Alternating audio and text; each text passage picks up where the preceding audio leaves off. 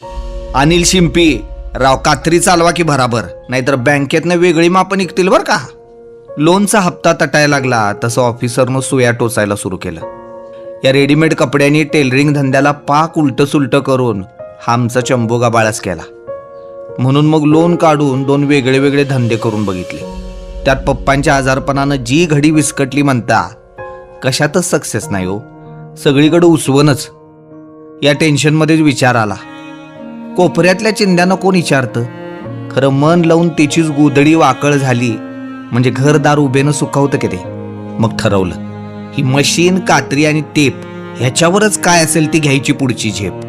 जे जमतंय ते मन लावून करायचं बघा, त्यातच नवं काय तर हुडकायचं. मग काय, वळकीनं एका ऑफिसच्या युनिफॉर्मचं काम मिळालं.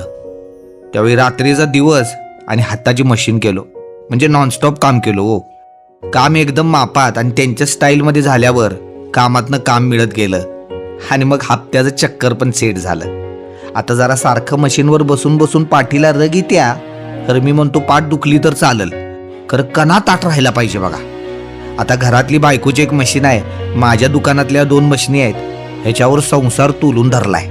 या कष्टाच्या सुई दोऱ्यानं दोघं मिळून सुखी माणसाच्या सदऱ्याची टाकं घाला लागलोय बघा.